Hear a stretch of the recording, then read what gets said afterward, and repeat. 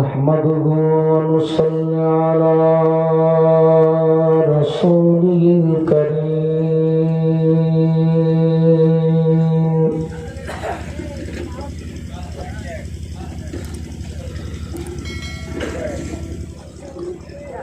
أما بعد فيا أيها الهادرون يرحمكم الله.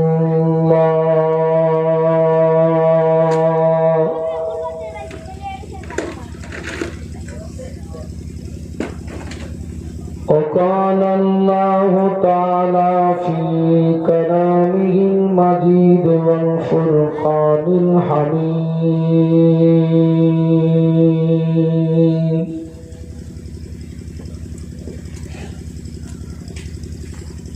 إن الله وملائكته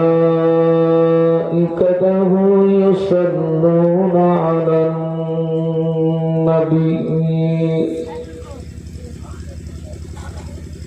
يا أيها الذين آمنوا صلوا عليه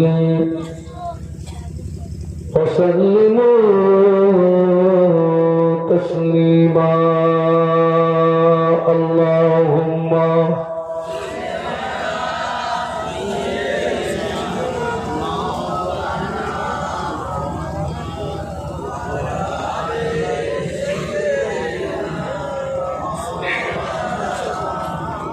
আমরা এতগুলো মানুষ, প্রথমত আপনাদের একটি কথা বলি, বিশ্ব নবীর শানে দরুদ পড়লে লাভ আমাদের না নবীর? তাম পৃথিবীর মানুষ যদি বিশ্ব নবীর শানে দরুদ না পড়েন, মহান আল্লাহ বিশ্ব নবীকে যে উচ্চ মর্যাদা দান করেছেন তার সামান্যতম ঘাটতি হবে না। কারণ স্বয়ং আল্লাহ পাক বিশ্ব নবীর প্রতি দরুদের নজরানা প্রেরণ করেন এবং ফেরেশতারাও আমাদের নবীর উপরে দরুদ পড়েন। আল্লাহর কোনো বান্দা যখন বিশ্ব নবীর প্রতি একবার মহব্বতের দরুদ পড়বে, আল্লাহ খুশি হয়ে তার নামায় আমালে 10টি নেকি দান করেন। খুশি হয়ে আল্লাহ তার জীবনের 10টি গুনাহকে মাফ করে দেন। আমরা এতগুলো মানুষ কণ্ঠের সঙ্গে কণ্ঠ মিলিয়ে উচ্চ আওয়াজে পড়ি আল্লাহুম্মা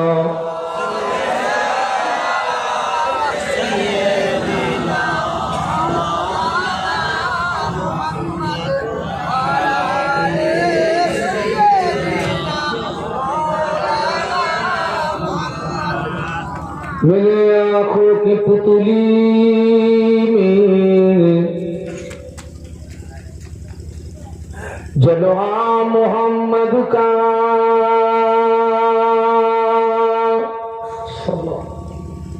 मेरे दिल के आईने में नक्शा है मोहम्मद का। कोई जन्नत में जाएगा,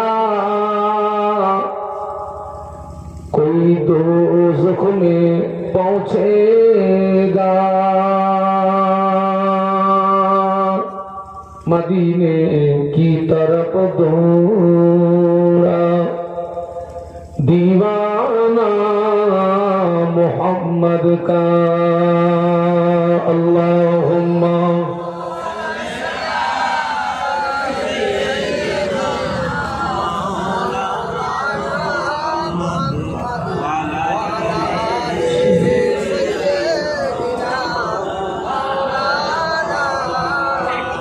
गुलामे मोहम्मद हो मैं, क्या डर है मुझको। गुलामी में उनकी गुज़रा करूँगा।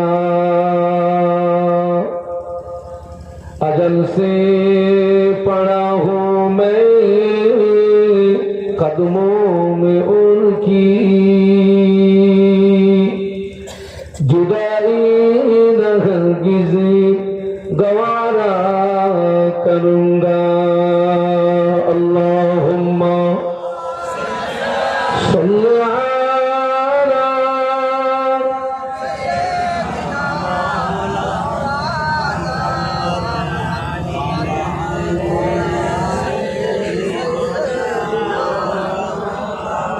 খুব সুন্দর লাগছে একটু কলেমার জিকির লা ইলাহা ইল্লাল্লাহ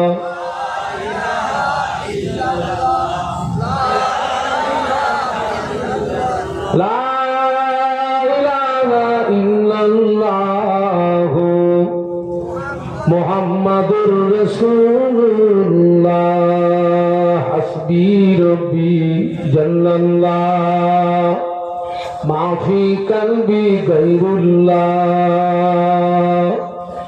নূর মুহাম্মদ সাল্লাল্লাহ বলো লা ইলাহা ইল্লাল্লাহ লা ইলাহা ইল্লাল্লাহ লা ইলাহা ইল্লাল্লাহ মুহাম্মাদুর রাসূলুল্লাহ। আল্লাহুম্মা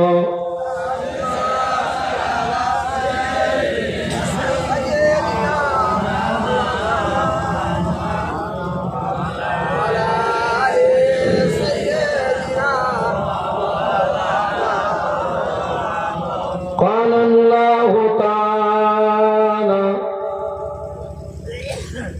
في كلامه المجيد الفرقان الحميد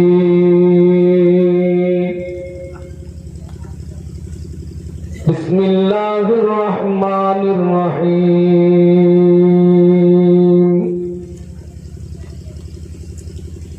اللهم اغفر لنا ولإخواننا الذين سبقونا بالإيمان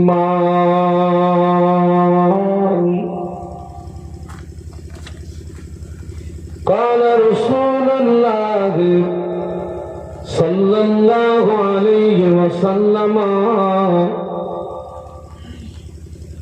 إذا مات الإنسان انقطع عنه عمله إلا من ثلاثة إلا من صدقة جارية أو علم ينتفع به أو ولد صالح يدعو له أو كما قال عليه الصلاة والسلام। সম্মানীয় আপনাদের মসজিদের যোগ্য ইমাম সাহেব, সম্মানীয় ওলামা হযরত,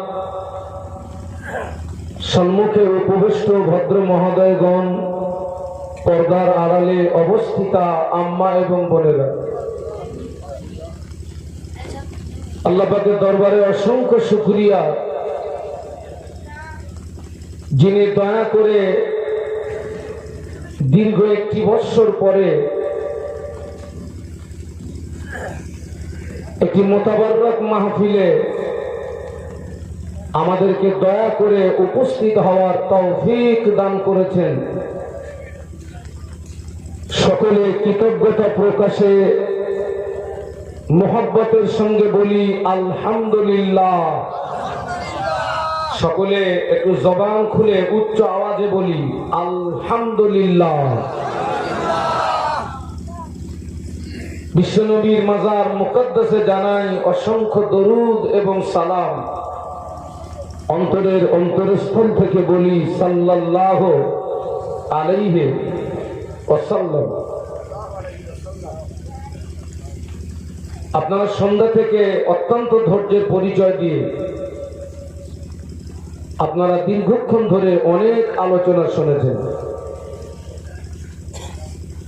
আমি কিছু আলোচনা রাখার লক্ষ্যে কোরআন শরীফের ছোট্ট একটি আয়াতে শরীফা প্রিয় নবীর পাক জবানে বর্ণিত অসংখ্য হাদিস মোবারকের ভিতর থেকে ছোট্ট একটি হাদিস আমি তেলাওয়াত করেছি। খুব স্বল্প সময়ে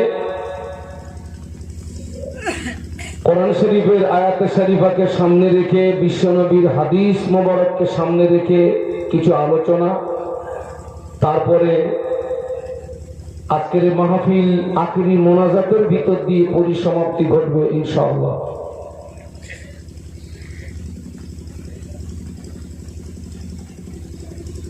আমি আপনাদেরকে কিছু কিছু কথা জিজ্ঞাসা করব, আপনারা আমার সঙ্গে কথা বলবেন।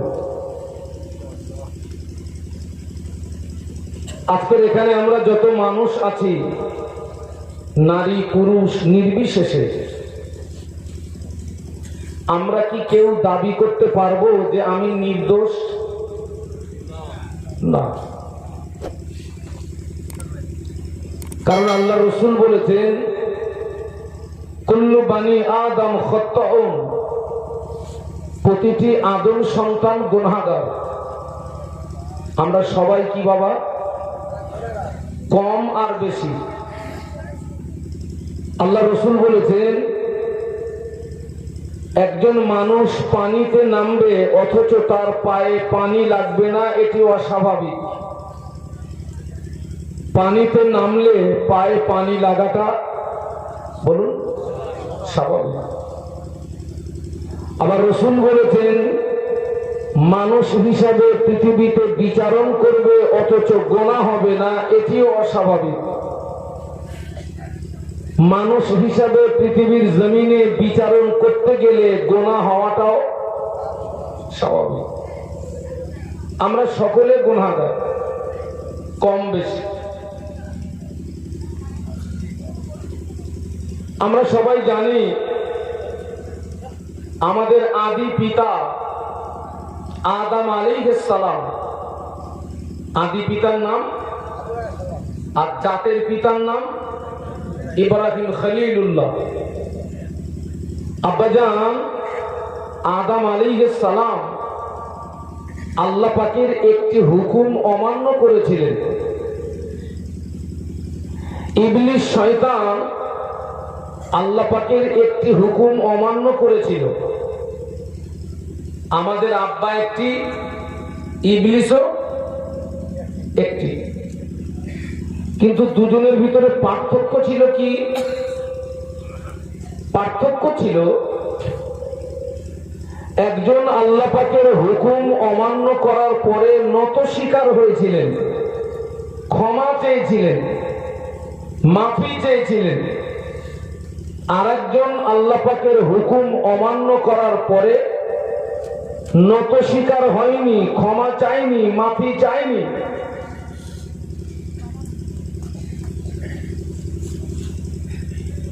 ক্ষমা চায়নি, মাফি চায়নি কে? ইবলিস শয়তান। সেজন্য ইবলিস হচ্ছে চির জাহান্নামী। ইবলিস কি? সে কখনো জাহান্নাম থেকে নাজাত পাবে না। কিন্তু আমাদের আব্বাজান আল্লাহ পাকের একটি হুকুম অমান্য করার পরে তিনি নত স্বীকার হয়েছিলেন, ক্ষমা চেয়েছিলেন। আল্লাহ পাক আমাদের আব্বাজানের লজ্জাকে মাফ করে দিয়ে পুনরায় আবার তাকে তার মনোনীত বান্দা হিসাবে কবুল করে নিয়েছিলেন। একটু জোরে বলুন। তাহলে আমরাও যদি সারা জীবন অন্যায় করার পরে আমরা যদি নত না হই, আমরা যদি ক্ষমা না চাই, তাহলে আমার চরিত্র আর ইবলিসের চরিত্রের ভিতরে কোনো পার্থক্য থাকবে? আমার চরিত্র আর ইবলিসের চরিত্রের ভিতরে যদি পার্থক্য না থাকে, ইবলিসের ঠিকানা হবে যেখানে, ওই ভদ্রলোকের ঠিকানা হবে। আর আমি অন্যায় করার পরে আমি যদি নত স্বীকার হই, আমার আব্বাজানের ঠিকানা যেখানে, ওই সৎ সন্তানের ঠিকানা হবে আল্লাহ পাকের রহমতের দয়ার জান্নাত। একটু জোরে বলুন। মোহাব্বতে বলতে পারলেন না বাবা? আল্লাহ পাক আমাদের আব্বাজানকে জান্নাতের ভিতরে জায়গা দিলেন, আম্মাজানকে জান্নাতের ভিতরে জায়গা দিলেন। আল্লাহ দুইজনকে অর্ডার দিয়েছিলেন তোমরা জান্নাতের সমস্ত নাজ নিয়ামত ভোগ করবে, কিন্তু আল্লাহ বললেন লা তাকরাবা হাদিহি শাজারা, খবরদার এই গাছটির নিকটবর্তী যেন হবে না, যদি হও ফাতাকুনা মিনাজ জালিমিন, অতঃপর তোমরা দুইজন অত্যাচারীদের দলভুক্ত হয়ে যাবে। শেষবেশ আব্বা এবং আম্মা সেই গাছের নিকটবর্তী হলেন, গাছের ফলটাও খেয়ে ফেললেন। আল্লাহ দুইজনের শরীর থেকে জান্নাতি পোশাক খুলে নিয়ে আল্লাহ দুইজনকে জান্নাত থেকে বিতাড়িত করলেন। আব্বাকে এক জায়গাতে, আম্মাকে কারোর সঙ্গে কারোর দেখা নাই। আব্বাজান জান্নাত থেকে বিতাড়িত হওয়ার পরে এত লজ্জিত হয়েছিলেন, শর্মিন্দা হয়েছিলেন, লজ্জায় শরমে 40 বছর আল্লাহর আসমানের দিকে মাথা উঁচু করে তাকাননি। একটু বলুন আল্লাহু আকবার। আপনার এত স্লো কেন? এই যে এখন একটা যুদ্ধ হচ্ছে, প্যালেস্টাইন ভার্সেস কে? ইসরায়েল। আমি আস্তে আস্তে দেখছিলাম, ভিডিও দেখছিলাম, প্যালেস্টাইনের স্বাধীনতা সংগ্রামী হামাস গোষ্ঠী যখন ইসরায়েলের সৈন্যদের ট্যাঙ্কগুলোকে ধ্বংস করে দিচ্ছিল, ওদের জবান থেকে এমনিতেই বেরিয়ে আসছে আল্লাহু আকবার। আমরা একটু জবান খুলে আওয়াজ দিয়ে বলতে পারবো না আল্লাহু আকবার? আর একটু জবান খুলে বলুন। 40 বছর আল্লাহর আসমানের দিকে মাথা উঁচু করে তাকাননি, লজ্জায় শরমে, সবসময় কাঁদতে। রব্বানা যালামনা আনফুসানা ওয়া ইল্লাম তাগফির লানা ওয়া তারহামনা লানাকুনান্না মিনাল খাসিরিন। আল্লাহ, অত্যাচার করেছি নফসের উপরে, জুলুম করেছি নফসের উপরে, আপনি যদি মাফ না করেন, আপনি যদি ক্ষমা না করেন, আমি আদম ক্ষতিগ্রস্তদের দলভুক্ত হয়ে যাব। আব্বা জানের রোনা জারি, আব্বা জানের চোখের পানি আল্লাহ পাকের দরবারে কবুল হয় না। 300 বছর মতান্তরে 350 বছর রোনা জারি করার পরে মক্কা শরীফের আরাফাতের ময়দানে অবস্থিত জাবালুর রহমত নামক পাহাড়ে চূড়া আব্বা জানের দোয়াটা আল্লাহ পাকের দরবারে কবুল হয়ে যায়। এর থেকে আমাদেরকে শিক্ষা নিতে হবে। হুকুম অমান্য করেছেন একটি, কেঁদেছেন কত বছর বলেছি? 300 বছর মতান্তরে। আমরা সেই আদমের সন্তান, তো আমরা আল্লাহর হুকুম অমান্য করেছি কটা? আপনাদের হার হকিকত কি জানি না, আমার কিন্তু আসমান সমূহ হয়ে গেছে। আপনাদের হয়তো প্যান্ডেল পর্যন্ত না যেতে পারে, আমার আসমান পর্যন্ত পৌঁছে গেছে বাবা। কিন্তু আমার বক্তব্য, আমরা কেঁদেছি কটা দিন, ক্ষমা চেয়েছি কটা দিন। আজকে রাতে আমার মৌত হতে পারে না, পারে না। আমি এখান থেকে বাড়ি যাব, গ্যারান্টি আছে? আমি স্টেজ থেকে নেমে ওই রাস্তা পর্যন্ত পৌঁছাতে পারবো, গ্যারান্টি আছে? মাহফিল তো প্রচুর হচ্ছে বাবা, আমি তো ওয়াজ করতে করতে বুড়ো হয়ে গেছি। প্রচুর মাহফিল হচ্ছে, কিন্তু কাজ হচ্ছে কতটা? এই তো আজকের এখানে শুনলাম, এই যে গ্রামবাসীরা সবাই মিলে যার যেমন সমর্থ সহযোগিতা করেছেন। বেশি লোড নিতে হয় আমার কামাল ভাইকে। তো আলহামদুলিল্লাহ, এই যে সুন্দর একটা পরিবেশ গড়ে উঠেছে, প্রত্যেক বছর এই মাহফিলটা হয়। এই যে এত টাকা খরচ করে আমরা এখান থেকে কি পেলাম, আমরা এখান থেকে কি নিলাম, এটা সমীক্ষা করার দরকার আছে না? নেই? কি পেলাম এখান থেকে? আমরা কেঁদেছি কটা দিন, ক্ষমা চেয়েছি কটা দিন? বাবা, 2 প্রকার চোখকে আল্লাহ জাহান্নামার আগুনে পোড়াবে না। এক চোখ, যে চোখ আল্লাহর ভয়ে কেঁদেছে। কার ভয়ে?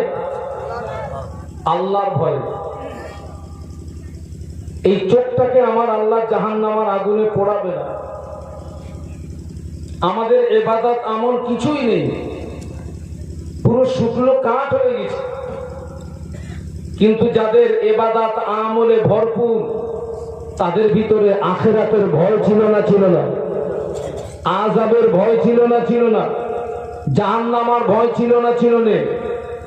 আহা, বিশ্ব নবীর কলিজা ছাড়া সাহাবী আবু বকর সিদ্দিক রাদিয়াল্লাহু আনহু, যিনি যে আবু বকর সিদ্দিক রাদিয়াল্লাহু আনহু বলেন, আল্লাহ রাসূল বলেছিলেন, আমি আমার সমস্ত সাহাবীদের ঋণকে পরিশোধ করে দিতে পেরেছি, আবু বকরের ঋণ আমি রাসূলুল্লাহ পরিশোধ করতে পারিনি। আবু বকরের ঋণ পরিশোধের দায়িত্ব আমার পক্ষ থেকে স্বয়ং আল্লাহ দায়িত্ব নিয়েছেন। এত আসতে বললেন? আবু বকরের ঋণ পরিশোধের দায়িত্ব নবীর পক্ষ থেকে কে নিয়েছেন? ওই মানুষটার কি আখিরাত সম্পর্কে কোনো চিন্তা থাকার প্রয়োজন ছিল?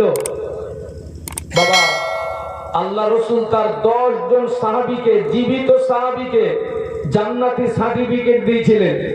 10 জন জীবিত সাহাবী, যাদেরকে আশারাই মুবাশশারা বলা হয়। তার ভিতরে নাম্বার 1 ছিলেন হযরত আবু বকর সিদ্দিক রাদিয়াল্লাহু আনহু। একটু জোরে বলুন সুবহানাল্লাহ।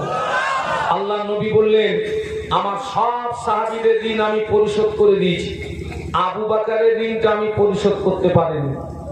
ওই ঋণ পরিশোধের দায়িত্ব আমার পক্ষ থেকে কে নিয়েছেন? আল্লাহ নবী শুধু একদিন বলেছিলেন, ও বাবা আবু বকর, আমি রাসূলুল্লাহ, আমি মক্কার জমিনে বেশি দিন থাকতে পারবো না বাবা। মক্কার বেঈমান বেদিন কুফারে কোনায় যে জুলুমে অত্যাচারে মক্কা ছেড়ে দিয়ে মদিনাতে চলে যাব বাবা আবু বকর। আমি যেদিন মদিনাতে চলে যাব, ওই দিন তুমি আমার সঙ্গী হবে, ওই দিন তুমি আমার সাথী হবে। আবু বকর, কথাটা যেন ভুলে যেও না। আল্লাহ নবী এই কথাটি যেদিন বলেছিলেন, এই কথাটি বলার 6 মাস পরে নবীর হিজরত হচ্ছে। গভীর রাত বেঈমানেরা আল্লাহ নবীর ঘরটা ঘিরে ফেলেছে। আল্লাহ পাক ফেরেশতা জিবরাইলকে পাঠিয়ে দিলেন, ও জিবরাইল যাও, আমার নবীকে গিয়ে বলো এই মুহূর্তে মক্কা থেকে মদিনাতে হিজরত করতে বলো। আল্লাহর ফেরেশতা জিবরাইল আমিন আলাইহিস সালাম আল্লাহ নবীকে সালাম দিয়ে বললেন, ইয়া রাসূলুল্লাহ, ইয়া হাবিবাল্লাহ, আল্লাহ আপনাকে মদিনাতে হিজরত করতে বলেছেন। আল্লাহ নবী বললেন, ও ভাই মাসলাম, আমি যাব কি করে? আমার ঘরটা তো কাফেররা ঘিরে দাঁড়িয়ে আছে। ফেরেশতা জিবরাইল আমিন বললেন, ইয়া রাসূলুল্লাহ, ইয়া হাবিবাল্লাহ, হুজুর আপনি শুধু এক মুষ্ঠ বালু ওদের দিকে নিক্ষেপ করে দেবেন। ওই বালুটা লাগাতে হবে কোথায়? দায়িত্বটা স্বয়ং আল্লাহ নিয়েছে। জোরে বলতে পারলেন না? তকবীর দেন তো, নারায়ে তাকবীর। জবান খুলে বলুন নারায়ে তাকবীর। আপনার শুধু কাজ হবে এক মুষ্ঠ বালু ওদের দিকে নিক্ষেপ করা, বাদ বাকি কাজ কার? এই কথাটা, এই যে হিজরতের কথাটা রাসূল 6 মাস আগে বললেন আবু বকর সিদ্দিক রাদিয়াল্লাহু আনহুকে, আর 6 মাস পরে নবীর হিজরত হচ্ছে।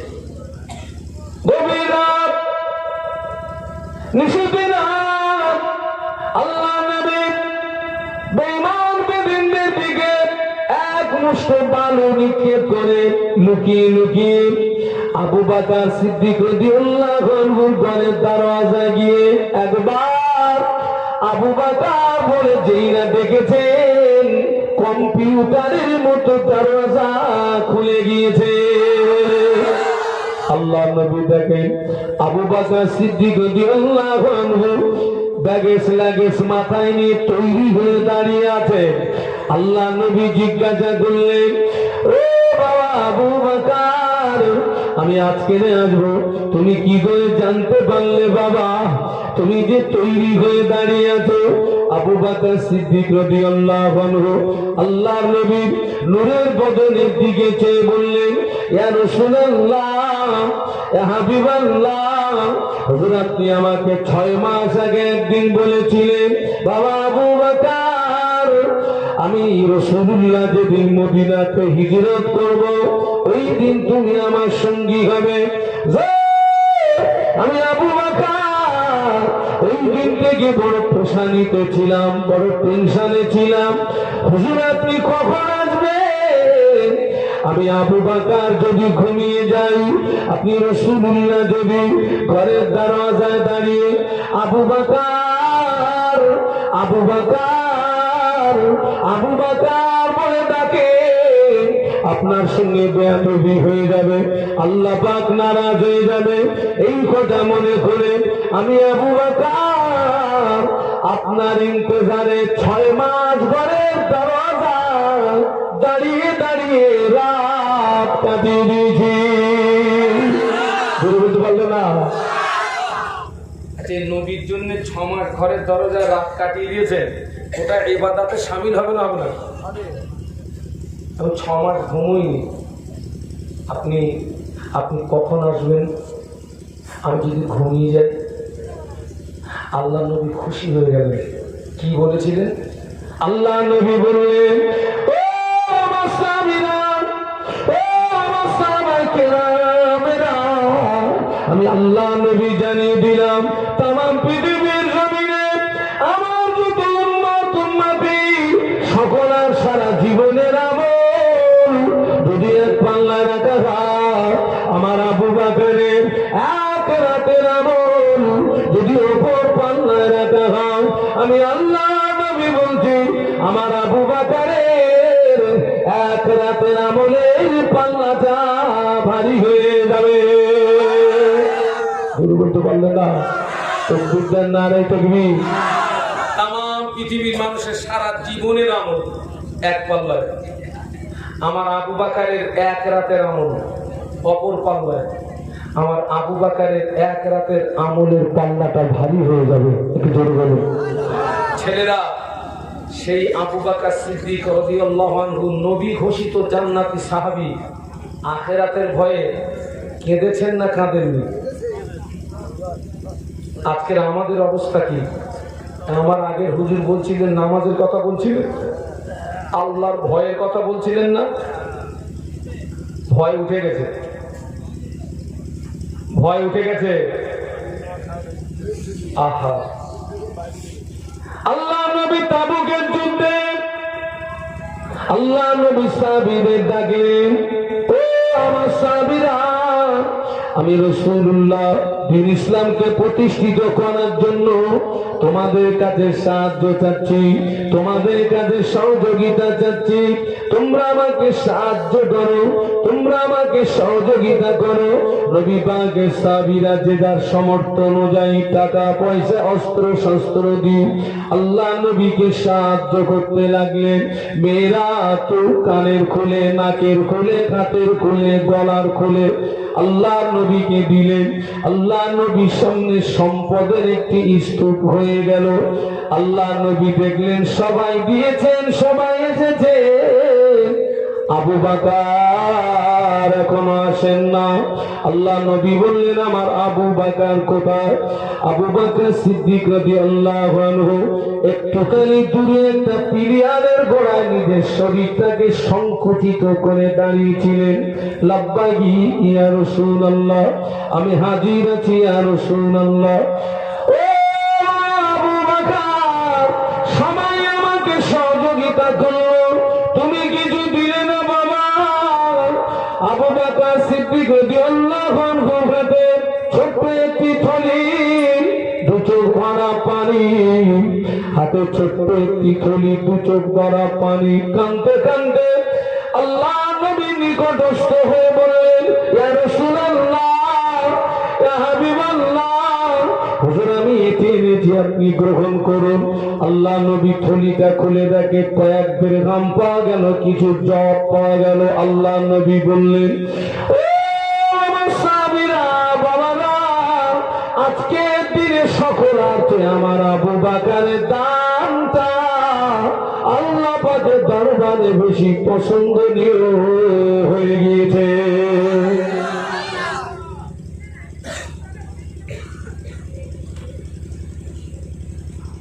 আবু বকর আজকের সকলের চেয়ে আবু বকরের দানটা আল্লাহ পাকের দরবারে সবচেয়ে বেশি পছন্দনীয় হয়ে গিয়েছে। একটু বলুন সুবহানাল্লাহ। সেই আবু বকর সিদ্দিক রাদিয়াল্লাহু আনহু গভীর রাত নিশুতি রাতে তিনি আল্লাহ পাকের দরবারে হাত তুলে কাঁদতেন, আল্লাহ আমাকে মানুষ না বানিয়ে, আমাকে ইনসান না বানিয়ে, আমাকে যদি বন জঙ্গলের ঘাস করে পাঠাতে, বনের পশুরা খেয়ে ফেলত, অন্তত মরণের পরে আবু বকরকে হিসাবটা দিতে হতো না। একটু বলুন সুবহানাল্লাহ। কিন্তু আজকের আমরা দেখুন, আমরা আমাদের জীবনে কত অন্যায় করছি, আমরা কত অপরাধ করছি, কিন্তু আমরা আল্লাহ পাকের দরবারে কটা দিন আমরা ক্ষমা চেয়েছি, মাফি চেয়েছি, রোনাজারি করেছি, কান্নাকাটি করেছি। আমি আবার বলছি, অন্যায় করার পরে, অপরাধ করার পরে, গুনাহ করার পরে আমি যদি নত স্বীকার না হই, ক্ষমা না চাই, মাফি না চাই, তাহলে আমার চরিত্র আর ইবলিসের চরিত্রের ভিতরে কোনো পার্থক্য থাকবে না বাবা। সেজন্য আমাদের উচিত এটাই মনে করা যে এই মাহফিলটা আমার জীবনের শেষ মাহফিল, এটা আমার জীবনের শেষ সাক্ষাৎ। আগামীকাল আমার জীবিত অবস্থায় সকাল হবে এর কোনো নিশ্চয়তা নেই। আগামীকাল আমার জীবিত অবস্থায় সকাল হবে এর কোনো গ্যারান্টি নেই। সেই জন্যে আপনি কোন অপরাধের অপরাধী আপনি জানেন, আমি কোন অপরাধের অপরাধী আমি জানি। আমাদের উচিত ওই অপরাধের কথা মনে করে, গুনার কথা মনে করে আল্লাহ পাকের দরবারে হাত তুলে চোখের পানি ফেলে কান্নাকাটি করা, রোনাজারি করা। কেন? আমার আল্লাহ বলেছেন বান্দা, তুই অন্যায় করার পরে, অপরাধ করার পরে, গুনাহ করার পরে তুই আমার কাছে এভাবে দোয়া চাইবি, আল্লাহুম্মা গফির লানা, হে আল্লাহ তুমি আমাকে ক্ষমা করো। একটু বলুন সুবহানাল্লাহ, একটু মহব্বতে বলুন সুবহানাল্লাহ। আল্লাহ পরেই আমাদের শিখিয়েছেন, ওয়ালি ইখওয়ানিনাল্লাযীনা সাবাকুনা বিল ঈমান, এবং আমার ওই সমস্ত ভাই বিরোধে ক্ষমা করো যারা ঈমান নিয়ে কবরে। একটু বলুন সুবহানাল্লাহ। একটু দরুদ শরীফ, আল্লাহুম্মা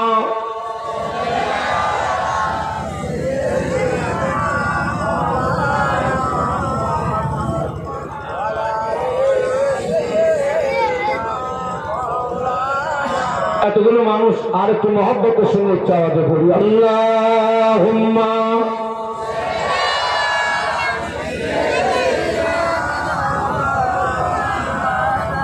ওয়া আলা আলি সাইয়্যিদিনা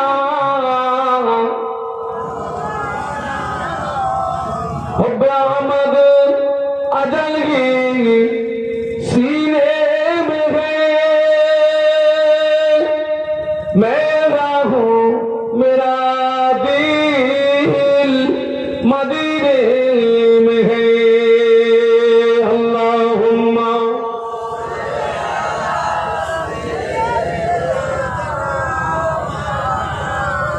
वा अला आलि सय्यिदिना। আজকে দেখুন আমার সমাজ, দেখুন এই যে আল্লাহর হুকুম, আমরা সবাই জানি 5 ওয়াক্ত নামাজটা কার হুকুম? আল্লাহর হুকুম। রমজান শরীফের রোজাটা কার হুকুম? আল্লাহর হুকুম। টাকা থাকলে হজ করতে হবে, কার হুকুম? টাকা থাকলে যাকাত দিতে হবে, কার হুকুম? সব আল্লাহর হুকুম। আজকে এগুলো জানার পরেও এখনো নারী পুরুষ নির্বিশেষে আমার সমাজে বেনামাজি, বেরোজগার এখনো যথেষ্ট পরিমাণে আছে না নেই? যথেষ্ট পরিমাণে। আজকে লোক বাবা পরিষ্কার কথা বলছি, সারা জীবন যদি অবশ্য নেন আর সারা জীবন যদি মাহফিল দেন, নামাজ যদি না পড়েন, আপনি নাজাত পাবেন আমার জানা নেই। 11 বছর মাদ্রাসায় পড়াশোনা করে নামাজ না পড়ে নাজাত পাওয়া যাবে, এমন কোনো কথা কোথাও পাইনি। কিয়ামত পর্যন্ত যদি মাহফিল দিই আর কিয়ামত পর্যন্ত যদি ওর শুনি, নামাজ যদি না পড়ি, আল্লাহর হুকুম নামাজ, এটা কোনো পীরের হুকুম নয়, আলেমের হুকুম নয়, মসজিদের ইমামের হুকুম নয়, নামাজ হচ্ছে আমার রবের হুকুম। আজকে আপনি লক্ষ্য করে দেখুন, আমার সমাজ নারী পুরুষ নির্বিশেষে এখনো যথেষ্ট পরিমাণে বেনামাজি আমার সমাজে গিজ গিজ করছে। আল্লাহ পাক এদেরকে হেদায়েত নসিব করুন। একটু বলুন আল্লাহুম্মা, বলুন আল্লাহুম্মা আমিন। আমার ভাইরা, একটা মানুষ যখন মারা যাবে, তার লাশ যখন কবরস্থ করা হবে, ওই যে ফেরেশতারা তিনটে প্রশ্ন করে, মান রব্বুকা, তোমার রব কে? ফেরেশতারা প্রশ্ন করবে, তোমার রব কে? আমাদের রব তো আল্লাহ, আর নামাজ আল্লাহর হুকুম। আমি সেই আল্লাহর হুকুম মানিনি। আমি রমজানের রোজা আল্লাহর হুকুম, আমি আল্লাহর হুকুম মানিনি। টাকা থাকলে হজ করতে হবে, আমি আল্লাহর হুকুম মানিনি। টাকা থাকলে যাকাত দিতে হবে, আমি আল্লাহর হুকুম মানিনি। আমাকে যখন কবরে প্রশ্ন করা হবে, তোমার রব কে? আপনাদের কি মনে হয় আমি কি ওই প্রশ্নের জবাবটা দিতে পারবো বাবা? কখনোই সম্ভব না। কারণ জবাব দেওয়ার মতো কাজ তো আমি পৃথিবীর জমিনে করিনি। আমি আহারে, এই পৃথিবীর জমিনে যত নবী রাসূল এসেছেন, প্রত্যেকটা নবী রাসূল হচ্ছেন বেগুনাহ মাসুম। একটু সুবহানাল্লাহ বলবেন না? সব নবী কি বেগুনাহ মাসুম? নবীদের আগের এবং পরের কোনো গুনাহ নাই। একটু সুবহানাল্লাহ বলুন। আমাদের নবী বেগুনাহ মাসুম হওয়া সত্ত্বেও তিনি নামাজ পড়তেন না পড়তেন না? আহা, আল্লাহ নবী বসে বসে নয়, আল্লাহ নবী দাঁড়িয়ে দাঁড়িয়ে দাঁড়িয়ে দাঁড়িয়ে এত নামাজ পড়তেন। আল্লাহ নবীর কদম মোবারক দুটো ফুলে পেটে রসানি গড়িয়ে যেত।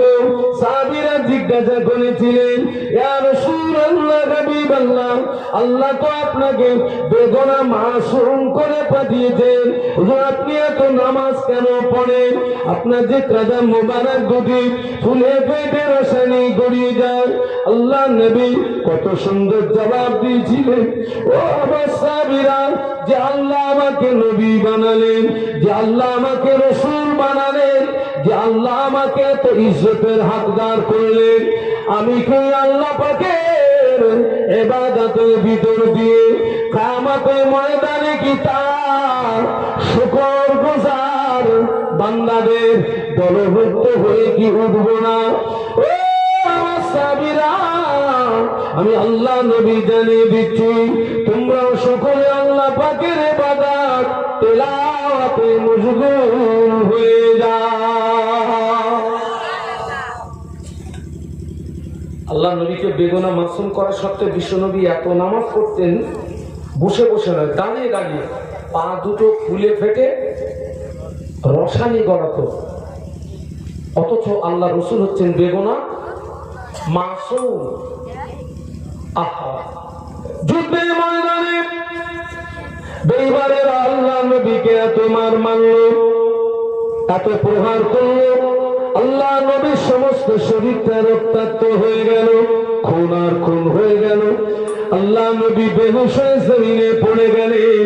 বেঈমান বেদিনেরা মনে করল মুহাম্মদ জনমের মতো মারা গিয়েছে, মুহাম্মদ জনমের মতো বিদায় নিয়েছে। ওরা তখনও মারামারি করবে, ওরা তখনও কাটাকাটি করবে। ওই রকম করুণ পরিস্থিতিতে আল্লাহ নবীর কলিজা আছেন সাহাবী আবু বকর সিদ্দিক রাদিয়াল্লাহু আনহু আল্লাহ নবীকে কোলের উপরে বসিয়ে নিলেন। আল্লাহ নবীর মাথা মোবারকটা আবু বকর সিদ্দিক রাদিয়াল্লাহু আনহু হাতের উপরে। আবু বকর সিদ্দিক রাদিয়াল্লাহু আনহু আল্লাহ নবীর নূরের বদনের দিকে চেয়ে বলেছিলেন, ইয়া রাসূলুল্লাহ, হুজুর একবার আপনি আমার দিকে ফিরে দেখুন, এখানে আমি আর আপনি ছাড়া আর কেউ নাই। আল্লাহ নবী তাকে সাড়া দেন না, আল্লাহ নবী কথার উত্তর দেন না। আবু বকর সিদ্দিক রাদিয়াল্লাহু আনহু মনে করলেন বিশ্ব নবীর মনে হয় ইন্তেকাল হয়ে গিয়েছে। ওই সময় রোনাজারি করতে লাগলেন, আল্লাহ পাক অতুযিল্লু মান তাশাউ ওয়া তুযিল্লু মান তাশাউ বিয়াদিকাল খায়র। ইজ্জত এবং সম্মানের মালিক তো আপনার হাতে আল্লাহ। তুলিজুল লাইলা ফিন নাহারি ওয়া তুলিজুন নাহারা ফিল লাইল। আল্লাহ আপনি রাতের ভিতর থেকে দিনকে টেনে বার করেন, দিনের ভিতর থেকে রাতকে টেনে বার করেন। ইন্নাল্লাহু ইউহয়ী ওয়া ইউমীত। আল্লাহ আপনি জিন্দাকে মুর্দা বানাতে পারেন, মুর্দাকে জিন্দা বানাতে পারেন।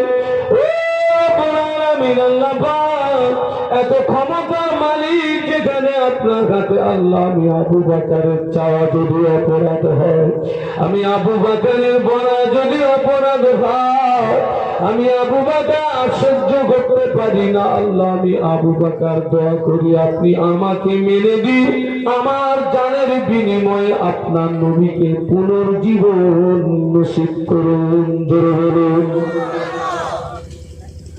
আমি মরে যাই, আমি মরে গেলে ইসলামের ক্ষতি হবে না, কিন্তু বিশ্ব নবী যদি এক্ষণে ইন্তেকাল হয়ে যায়, ইসলামটা অকালে মৃত্যুর করে ঢলে পড়বে। হুজুর কাঁদছিলেন, আল্লাহ নবী আবু বকর সিদ্দিক রাদিয়াল্লাহু আনহু দুপোটা চোখের গরম পানি বিশ্ব নবী নূরের বদনে যেই পড়ে গেল, আল্লাহ নবী হুঁশ ফিরে পেলেন।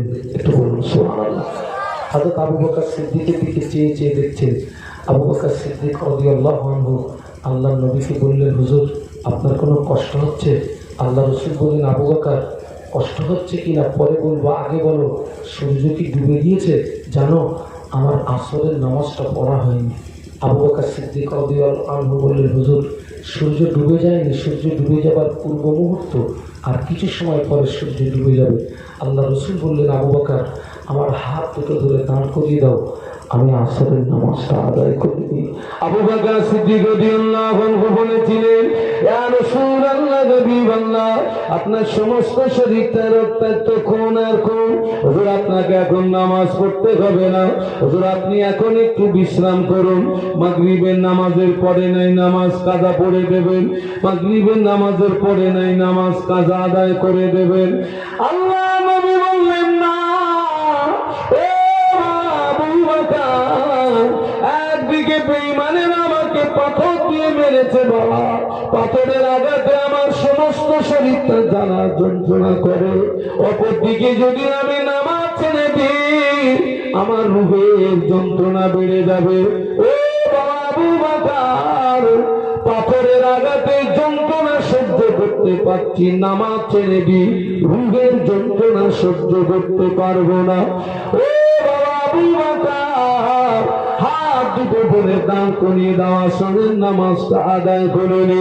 আবু বকর সিদ্দিক রাদিয়াল্লাহু আনহু আল্লাহ নবীর হাত দুটো ধরে দাঁড় করিয়ে দিলেন। আল্লাহ নবী ওই পরিস্থিতিতে আসরের নামাজ আদায় করেছে। আর একটু জোরে বলুন সুবহানাল্লাহ। এই পরিস্থিতিতেও বিশ্বনবী নামাজ বলুন কাজা করেননি। আজকে আমরা ওয়াজ শুনতে ভালোবাসি, আমরা আলেমদের ভালোবাসি, আলেমদেরকে মহব্বত করি, কিন্তু আমি নিজের আখেরাত আমি নিজেই নষ্ট করছি। আমি নামাজ থেকে দূরে, শ্রেষ্ঠ ইবাদত হচ্ছে নামাজ, আমি তার থেকে দূরে। বিশ্বাস করুন, আলেমের মহব্বত, এই ওয়াজ মাহফিল আপনি কতটা উপকৃত হবেন আল্লাহ পাক বেশি জানেন। সেজন্য আমাদের উচিত, আমাদেরকে পরিবর্তন হতে হবে, আমাদেরকে ভালো হতে হবে। আমার সমাজে অনেক মায়েরা আছেন, অনেক মায়েরা আহারে, কিন্তু দেখেন আল্লাহ নবী মদিনার মসজিদে নববী শরীফে আল্লাহ নবী যখন নামাজ আদায় করলেন, মদিনার মসজিদে নববী শরীফে আল্লাহ নবী যখন নামাজ আদায় করলেন, আম্মা জান হযরত আয়েশা সিদ্দিকা রাদিয়াল্লাহু তাআলা আনহার হুজরাতে তাশরীফ আনলেন। আল্লাহ নবী আম্মা জানের হুজরাতে এসে থাকেন, আম্মা জানের ঘরের দরজাটা বন্ধ করা। আল্লাহ নবী ঘরের বাইরে দাঁড়িয়ে একবার সালাম দিলেন, ভিতর থেকে সালাম সালামের উত্তর আসে না। আল্লাহ নবী দ্বিতীয়বার সালাম দিলেন, ভিতর থেকে সালামের উত্তর আসে না। আল্লাহ নবী তৃতীয়বার সালাম দিলেন, ভিতর থেকে সালামের উত্তর আসে না। আল্লাহ নবী মনে করলেন এটা বিপদের আশঙ্কা, কেন আয়েশা আমার সালামের জবাব দিল না। আল্লাহ নবী ঘরের ভিতরে প্রবেশ করে ডাকেন, আম্মা জান আয়েশা সিদ্দিকা রাদিয়াল্লাহু তাআলা আনহা ঘরের একটা কোণে নামাজের পাটিতে সিজদায় পড়ে কচি বাচ্চার মতো রোনাজারি করে, কচি বাচ্চার মতো কান্নাকাটি করে। আল্লাহ নবী চুপটি মেরে দাঁড়িয়ে রইলেন। আল্লাহ নবী কোনো আওয়াজ দেন না, আল্লাহ নবী কোনো কথা বলেন না। কিছু সময় পরে আম্মা জান সেজদা থেকে মাথা তুললেন। আল্লাহ নবী জিজ্ঞাসা করেন, ও এই দুপুরের সময় তুমি কেন ঘরের দরওয়াজা জানালা বন্ধ করে দিয়ে কাঁদছো? আম্মা জান আল্লাহ নবী নূরের বদনের দিকে চেয়ে বলেছিলেন, ইয়া রাসূলুল্লাহ হাবিবাল্লাহ, আমি আয়েশা আপনার জন্য রান্না করছিলাম, হঠাৎ রান্না করতে করতে উনানের ভিতর থেকে এক টুকরা আগুন আমি আয়েশার হাতের উপরে পড়ে গেল। জ্বালার যন্ত্রণা সহ্য করতে পারি না। ওই সময় জাহান্নামের কথা মনে পড়ে গিয়েছে। পৃথিবীর আগুনের চেয়ে জাহান্নামের আগুনের ক্ষমতা আরো 70 গুণে বেশি হবে। পৃথিবীর আগুনের চেয়ে জাহান্নামের আগুনের তাপ আরো 70 গুণে বেশি হবে। আল্লাহ পাক কোন কারণ বশত আমি আয়েশা, আল্লাহ যদি আমায় জাহান্নামী বানিয়ে দেয়, আমি আয়েশা জাহান্নামের আগুন সহ্য করতে পারবো না। এই কথা মনে করে আমি আয়েশা রান্না বান্না বন্ধ করে ঘরের দরজা বন্ধ করে দিই, নামাজের পাটিতে সিজদায় পড়ে আমি আল্লাহ পাকে জাহান্নামের ভয়ে কাঁদছি। একটু জোরে বলা যায় না? মহব্বতে বলা যায় না? আমি দরজা বন্ধ করে নামাজের পাটিতে সিজদায় পড়ে আল্লাহ জাহান্নামের ভয়ে কাঁদছি। কারণ দুনিয়ার আগুনের চেয়ে জাহান্নামের আগুনের তাপটা হবে আরো 70 গুণে বেশি। বাবা, যারা ইচ্ছা কিন্তু নামাজ ছেড়ে দেবে, এক ভক্ত নামাজ ছেড়ে দিলে আল্লাহ ওই ব্যক্তিকে 2,88,00,000 বৎসর জাহান্নামের আগুনে ফেলে পোড়াবে। একটু বলুন নাউজুবিল্লাহ। 2,88,00,000 বৎসর। আল্লাহ নবী কি জবাব দিয়েছিলেন? ও বিবি আয়েশা, দুনিয়াটা হলো কান্নার জায়গা, দুনিয়াটা হাসির জায়গা নয়। বিবি আয়েশা, দুনিয়াটা হলো কান্নার জায়গা। তুমি দুনিয়াতে যত কাঁদবে, দুনিয়াতে যত রোনাজারি করবে, তোমার চোখের পানি যদি আল্লাহ পাকের দরবারে কবুল হয়ে যায়, আল্লাহ পাক তোমার দুফোঁটা চোখের পানি রসিলায় আল্লাহ কোটি কোটি বছরের জাহান্নামের আগুন হারাম করে দেবে। মহব্বতে বলেন না? আশা দুনিয়াটা কান্নার জায়গা। আল্লাহ কোরআনে বলেছেন, ফালিয়াযহাকু কলিলান ওয়ালিয়াবকু কাসীরা। বান্দা হাসো কম, বলুন কাঁদো বেশি। হাসো কম, কাঁদো বেশি। কেন? আপনি যত বেশি হাসবেন, আনন্দ ফুর্তি করবেন, আপনার দিল মরে যাবে, অন্তর মরে যাবে। আল্লাহর ভয় থাকবে না, কবরের ভয় থাকবে না, জাহান্নামের ভয় থাকবে না, আযাবের ভয় থাকবে না। আর আপনি যখন কাঁদবেন, ওই মরা দিনটা জিন্দা হয়ে যাবে। একটু বলুন সুবহানাল্লাহ। আপনারা দেখবেন বৈশাখ মাস, জ্যৈষ্ঠী মাস, চৈত্র মাসে জমিন মরে যায়, ফেটে চৌচির হয়ে যায়। আবার যখন আষাঢ় মাসে আল্লাহর আসমান থেকে রহমতের পানি বর্ষণ হয়, ওই মরা জমিনটা জিন্দা হয়ে তার থেকে সবুজ লতার জন্ম হয়। একটু জোরে বলুন সুবহানাল্লাহ। আমার ছেলেরা, আমি সেই জন্য বলছি, সারা জীবন হেসেছি, এবার একটু চোখ দুটোকে কাঁদাতে শেখাই, চোখ দুটোকে একটু কাঁদাতে শেখাই। আল্লাহর কাছে নত হই, ক্ষমা চাই, মাফি চাই। আল্লাহ নবী যুদ্ধের ময়দানে, আল্লাহ নবী বড় দুর্বল, আল্লাহ নবী বড় শহীদ। আল্লাহ নবী আলীকে ডাকেন, ও বাবা আলী, আমি দুর্বল হয়ে গিয়েছি, আমি বড় কমজোর হয়ে গিয়েছি, আমি দুর্বল হয়ে গিয়েছি, আমি কমজোর হয়ে গিয়েছি, আমি একটু বিশ্রামে যাব। আলী কাররামাল্লাহু ওয়াজহাহু বললেন, ইয়া রাসূলুল্লাহ, হাবিবাল্লাহ, এটা তো মরুভূমি, বালু আর বালু, হুজুর আপনি কোথায় বিশ্রাম করবেন? আমি আলী, আমার কোলে মাথা দিয়ে একটু বিশ্রাম করুন। ওই সময়টা ছিল আসরের সময়। আল্লাহ নবী আসরের নামাজ আদায় করে নিয়েছেন। আলী কাররামাল্লাহু ওয়াজহাহু কোন কারণবশত আসরের নামাজ পড়া হয় নাই। আল্লাহ রাসূল বলেন, আমি খুব দুর্বল।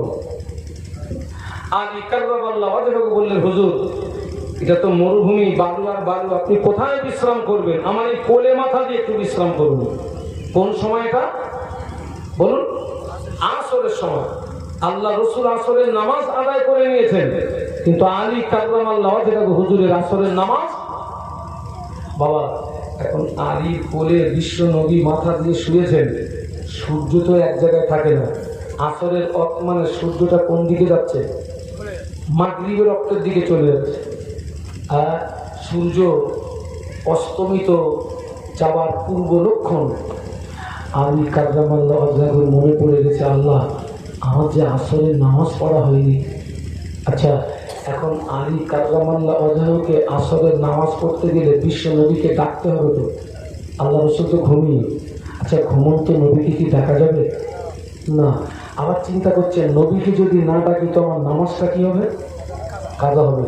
আর এক ওয়াক্ত নামাজ যদি কাজা হয় 2,88,00,000 বছর জাহান্নাম। জাহান্নামের কথা মনে পড়ে গেছে। কার মনে পড়ে গিয়েছে? আলী কাররামাল্লাহু ওয়াজহাহু। মদিনার মসজিদে নববী শরীফে আল্লাহ নবী বসে আছেন।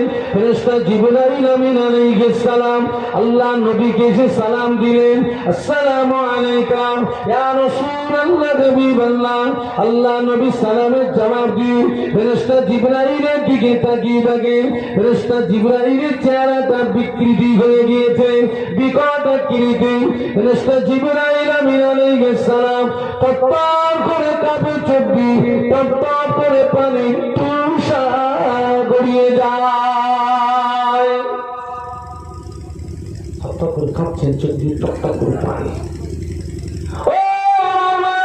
আল্লাহ নবী জিজ্ঞাসা করলেন, ইয়া আখি জিবরাইল, ও মাঝি মাসলাম, তুমি প্রতিদিন আল্লাহ পাকের পক্ষ থেকে আমার কাছে সুখবর নিয়ে আসো। তোমার কত নূরানি চেহারা দেখি, হাসিন চেহারা দেখি, খুবসুরত চেহারা দেখি। আজকের তোমার চেহারার পরিবর্তন ঘটার কারণ কি বলো? তুমি কাঁদছো কেন? কি হয়েছে তোমার? ফেরেশতা জিবরাইল আমিন আলাইহিস সালাম বললেন, ইয়া রাসূলুল্লাহ, ইয়া হাবিবাল্লাহ, হুজুর আমি জিবরাইল এই মুহূর্তে আল্লাহ পাকের কঠিন জাহান্নাম থেকে ঘুরে আসলাম। আল্লাহর জাহান্নাম এত সত্য জায়গা, আল্লাহর জাহান্নাম এত কঠিন জায়গা। ওই জাহান্নামকে পরিদর্শন করার সঙ্গে সঙ্গে আমার চেহারাটা বিকৃতি হয়ে গেল। আল্লাহ নবী বললেন, ভাই জিবরাইল, জাহান্নামের ভিতরে কি কি পরিদর্শন করলে আমাকে একটু বলো না ভাই, শোনাও না ভাই। ফেরেশতা জিবরাইল আমিন আলাইহিস সালাম বললেন, ইয়া রাসূলুল্লাহ, হাবিবাল্লাহ, জাহান্নামের একটি দরজা থেকে অপর দরজা 70 বছরের রাস্তা হবে। বলুন আল্লাহু আকবার। একটু জবান খুলে বলুন, আর একটু আওয়াজ দিয়ে বলুন। তাকবীর দেন, নারে তাকবীর। আরো জোরে বলুন, নারে তাকবীর। জাহান্নামের একটা দরজা থেকে অপর দরজার দূরত্ব কতটা? 70 বছরের রাস্তা। ইয়া রাসূলুল্লাহ, ইয়া হাবিবাল্লাহ, জাহান্নামের একটি দরজা থেকে অপর দরজা তাপ 70 গুণে বেশি হবে। আল্লাহ পাক জাহান্নামের আগুনকে সর্বপ্রথম 1000 বছর জ্বালালেন। 1000 বছর জ্বালানোর পরে জাহান্নামের আগুনের রং হলো সাদা। আল্লাহ আবার 1000 বছর জ্বালান। 1000 বছর জ্বালানোর পরে জাহান্নামের আগুনের রং হলো লাল। আল্লাহ আবার 1000 বছর জ্বালান। 1000 বছর জ্বালানোর পরে জাহান্নামের আগুনের রং হলো কালো। ইয়া রাসূলুল্লাহ হে, ইয়া হাবিবাল্লাহ, হুজুর যারা জাহান্নামী হবে আগুনের মতো পাশাপাশি দাঁড়িয়ে থাকবে, কিন্তু না না, একে অপরকে দেখতে পাবে না। আমি তুমি জাহান্নাম থেকে ঘুরে আসলাম। আল্লাহ রসুল বললেন, ভাই জিবরাইল, তুমি জাহান্নামের ভিতরে কি কি দেখলে আমাকে একটু বলো তো, আমাকে একটু শোনা। বললেন, ইয়া রাসূলুল্লাহ, জাহান্নামের একটি দরজা থেকে অপর দরজা 70 বছরের রাস্তা হবে। একটি দরজা থেকে অপর দরজা তার 70 গুণ বেশি হবে। বলুন আল্লাহু আকবার। জাহান্নামের আগুনকে 3 বার জ্বালানো হবে। শেষবারের রং হবে কি এত কালো হবে, যারা জাহান্নামী হবে আঙুলের মতো পাশাপাশি দাঁড়িয়ে থাকবে, কিন্তু একে অপরকে দেখতে পাবে না। জিবরিল আমিন আলাইহিস সালাম বলেছিলেন, ইয়া রাসূলুল্লাহ, হাবিবাল্লাহ, ওই যারা জাহান্নামী হবে ওই জাহান্নামীদের পোশাক আসমান এবং জমিনের মাঝখানে যদি ঝুলিয়ে দেওয়া হয়, ওই জাহান্নামীদের পোশাকের তাপে তারা পৃথিবীর মানুষ মারা যাবে। ইয়া রাসূলুল্লাহ, ওই জাহান্নামকে যদি একটা সূচ দিয়ে ছিদ্র করে দেওয়া হয়, ওই সূচের ছিদ্র দিয়ে যদি সরিষা দানা পরিমাণে জাহান্নামের আগুন পৃথিবীর জমিনে যদি নেমে আসে, পৃথিবীতে পুড়ে সরকার হয়ে যাবে। ও আমার ভাইরা, যারা জাহান্নামী হবে জাহান্নামীদের গায়ের চামড়া 42 হাত পুরো হবে। চামড়া চামড়া কতটা পুরো হবে? 42 হাত। আচ্ছা ভাই, জাহান্নামীদের গায়ের চামড়া এত পুরো হবে কেন? কারণ কি? চামড়া পুরো হবে কেন? এর তাফসীর হলো, জাহান্নামীদের গায়ের চামড়া পুরো হবে এজন্যই, জ্বালা যন্ত্রণা অনুভূতি হয় কিসে? চামড়ায় না গোশত? কথা বলে না। আপনারা কোনোদিন টিটিনাস দেননি? ওই সুচ যখন চামড়া ভেদ করে তখন লাগে, কিন্তু যখন গোশতে প্রবেশ করে তখন আর। ওই যে মশা যখন আমাদের টিটিনাস করে না, মশা ও যখন চামড়া ভেদ করে তখন লাগে, যখন গোশতে চলে যায় তখন আর। আল্লাহ এই জন্য জাহান্নামীদের গায়ের চামড়া অতটা পুরু করে দেবে, যাতে করে ওরা জাহান্নামের আযাবের মজাটা ভালো করে বুঝতে পারে। একটু বলুন আল্লাহু আকবার। আমরা একটু জবান খুলে বলুন আহা। ফেরেশতা জিবরাইল আমিন আলাইহিস সালাম বলেছিলেন, ইয়া রাসূলুল্লাহ, হাবিবাল্লাহ, যারা জাহান্নামী হবে জাহান্নামীদের গায়ের চামড়া 42 হাত পুরু হবে। আল্লাহ নবী একদিন সাহাবীদের নিয়ে বসেছিলেন। হঠাৎ আল্লাহ নবী সাহাবীদের জিজ্ঞাসা করলেন, ও আমার সাহাবীরা, তোমরা কি কোনো আওয়াজ শুনতে পেয়েছো? না ইয়া রাসূলুল্লাহ, কিসের আওয়াজ? আল্লাহ নবী বললেন, ও আমার সাহাবীরা, আল্লাহ পাক জাহান্নামের উপর থেকে একটা পাথর ফেলে দিয়েছেন। ওই পাথরটাই মুহূর্তে জাহান্নামের নিচে গিয়ে পৌঁছালো। আমি রাসূলুল্লাহ ওই পাথরের আওয়াজ শুনতে পেয়েছি। আল্লাহ নবী বললেন, ও আমার সাহাবীরা, জাহান্নামের উপর থেকে যদি বড় একটা পাথর ফেলে দেওয়া হয়, ওই পাথরটা জাহান্নামের নিচে পৌঁছাতে 70 বছর সময় লাগবে। বলুন আল্লাহু আকবার। জাহান্নামের উপর থেকে যদি বড় একটা পাথর ফেলে দেওয়া হয়, পাথরটা জাহান্নামের নিচে পৌঁছাতে 70 বছর টাইম লাগবে। ওই যে আলী কাররামাল্লাহু ওয়াজহাহু চিন্তা করছেন, নবীকে ডাকা যাচ্ছে না, কিন্তু নবীকে না ডাকলে নামাজটা কি হবে? কাজা হবে। আর নামাজ যদি কাজা হয়, জাহান্নামের কথাটা মনে পড়ে গেছে। আলী কাররামাল্লাহু ওয়াজহাহু জাহান্নামের কথা মনে করে কাঁদছিলেন। দুটোটা চোখের গরম পানি আল্লাহ নবীর নূরের বদনে যে পড়ে গেছে। আল্লাহ নবী ঘুমটা ভেঙে গেল। আলীর দিকে চেয়ে দেখে আলীর চোখে পানি। আল্লাহ রসুল বলছেন, আলী তুমি কাঁদছো কেন? কি হয়েছে তোমার? কি হয়েছে? ইয়া রাসূলুল্লাহ রে, আমি আল্লাহ, হুজুর আমি আলীর আসরের নামাজটা কাদা হয়ে গিয়েছে, জাহান্নামের কথা মনে পড়ে গিয়েছে। আল্লাহ যদি আমায় জাহান্নামে দেয়, আমি আলী আমি জাহান্নামের আগুন সহ্য করতে পারবো না। এই কথা মনে করে আমার চোখের পানি গড়িয়ে যায়।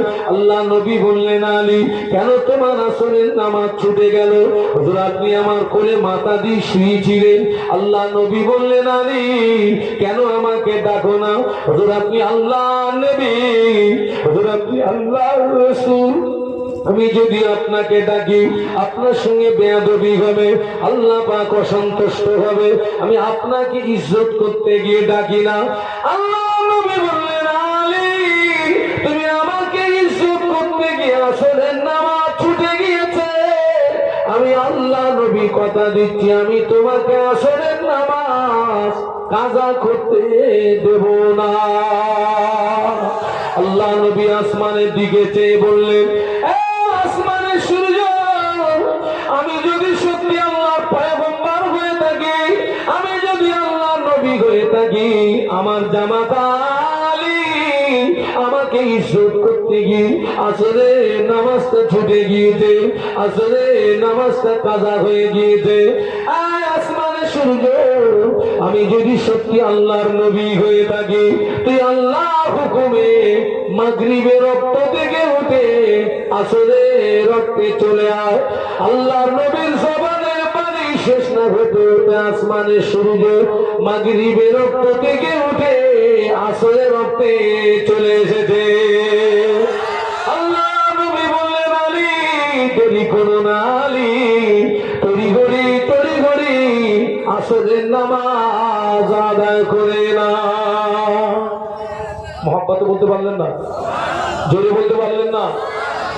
আরে আলী কাররামাল্লাহ ওয়াজহার কোলে নবী ঘুমাচ্ছিলেন, তাই ওনার আসরের নামাজ কি হয়ে গেছে? আমাদের কোলে কে ঘুমোচ্ছে?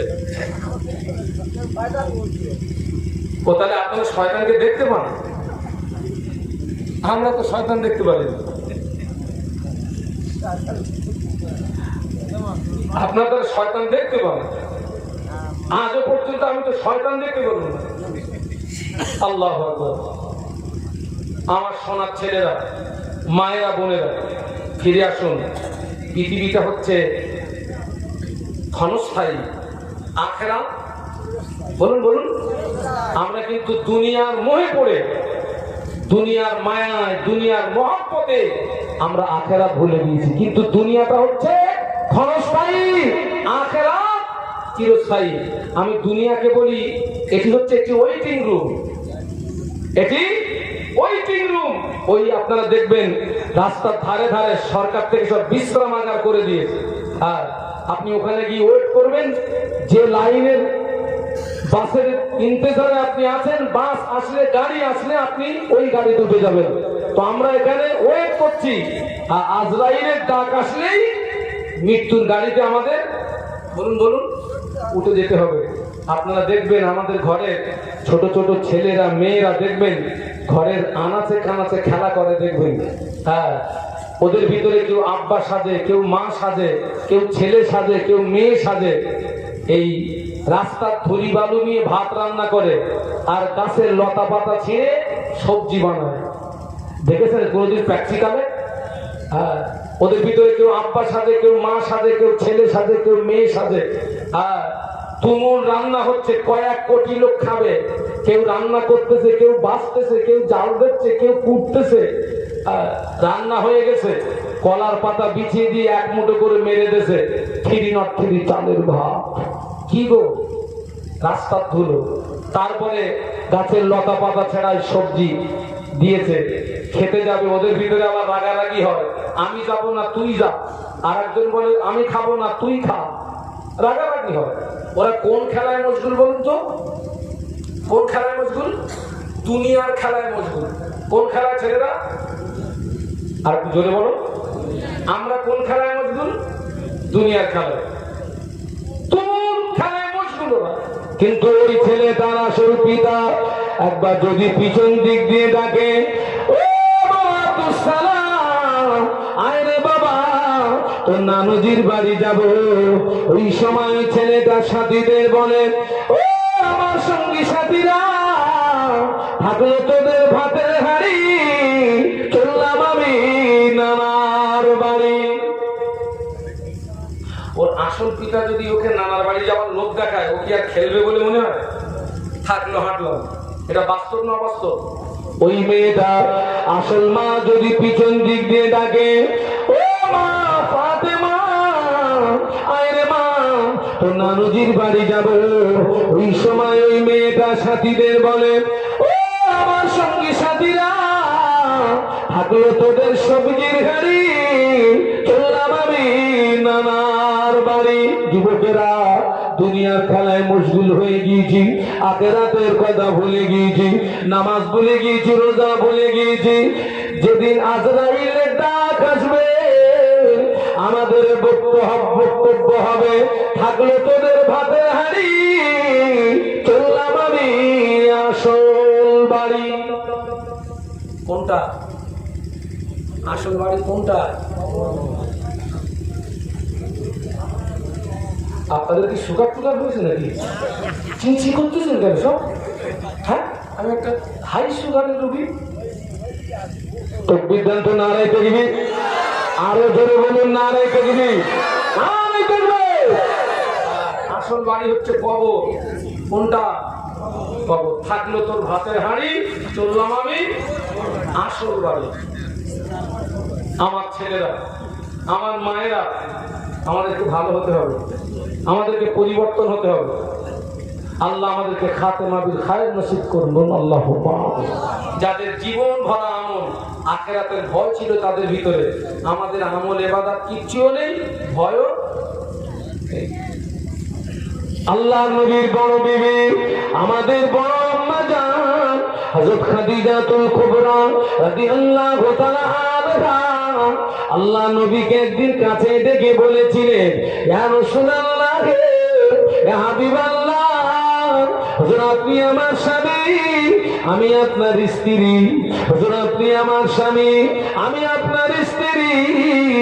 স্ত্রী হিসাবে আপনার কাছে যা কিছু চাওয়ার পাওয়ার দেওয়ার, আমি খাদিজা তার চেয়ে আপনার কাছে আরো বেশি পেয়েছি। মহব্বতে বলা যাবে না?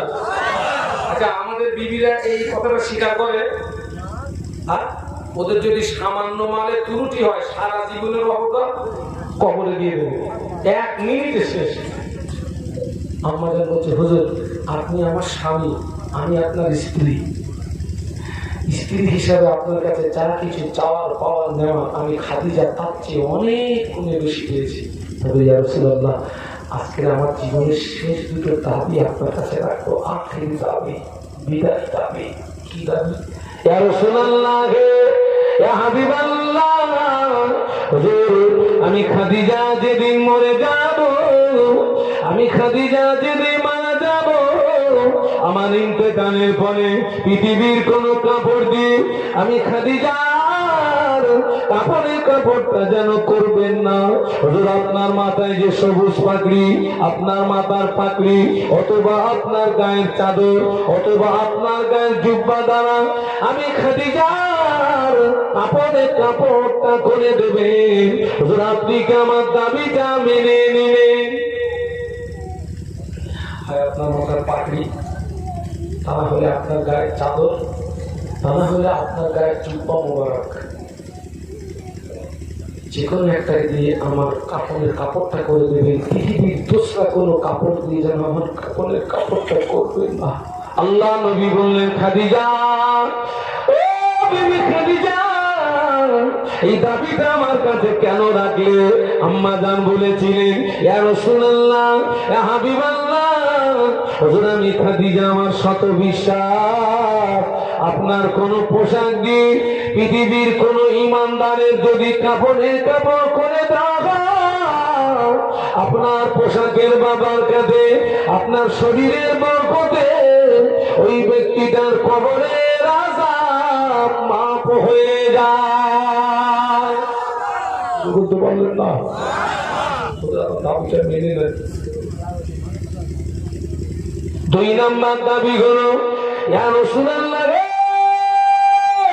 ইয়া হাবিবাল্লাহ, হুজুর আমি খাদিজা যেদিন মরে যাব, আমি খাদিজা যেদিন মারা যাব, আমার ইন্তেকালের পরে আমার লাশ গোসল দিয়ে কাপড়ের কাপড় পরিয়ে খাজিয়া করে তুলে নি, কবরের ভিতরে সবাই শুইয়ে দিই, 3 মুঠো করে মাটি দিই। যখন চলে আসবে আপনি রাসূলুল্লাহ যেন চলে আসবেন না, আমি খাদিজার কবরের দিকে একটু চেয়ে চেয়ে দেখবেন। হুজুর আপনি কি আমার দাবিটা মেনে নিলেন? হুজুর আপনি কি আমার প্রস্তাবটা মেনে নিলেন?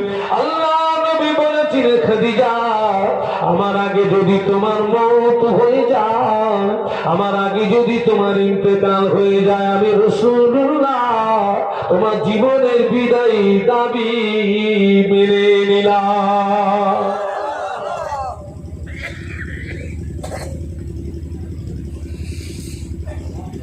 মেয়েদের ভিতরে ইসলামের সর্বপ্রথমের কারণ বা অবদান ছিল কার?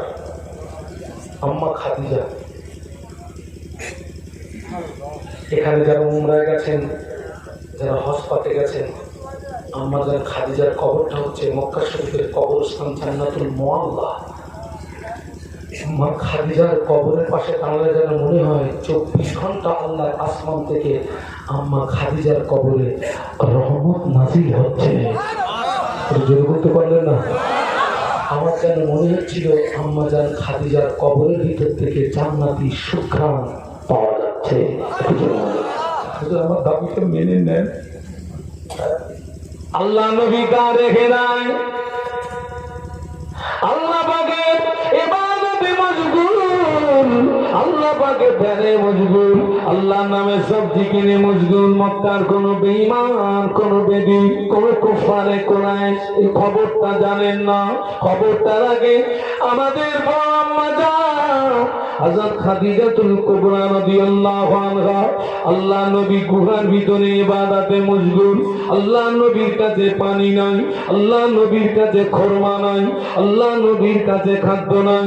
আম্মা জান নিয়াত করে নিলেন, আল্লাহ পাক আমি খাদিজা আমার নবীকে যতক্ষণ পানি না পান করাতে পারবো, খাদ্য খাওয়াতে না পারবো, আমি খাদিজাও ততক্ষণ পানি পান করব না। মা খাদিজা নিয়াতটা করলেন, কিন্তু যাবে কি করে? আম্মা খাদিজা যেখানে আছেন ওখান থেকে ওই পাহাড়টা হচ্ছে কম বেশি 3.5 কিলোমিটার রাস্তা। আবার আল্লাহ রসুল যেখানে আছেন দূরত্ব হচ্ছে 2500 ফিট পাহাড়ের চূড়ায় গুহার ভিতরে। এই 3.5 কিলোমিটার রাস্তা আম্মাকে যেতে হবে, আবার 2500 ফিট পাহাড়ের চূড়া আম্মাকে উঠতে হবে।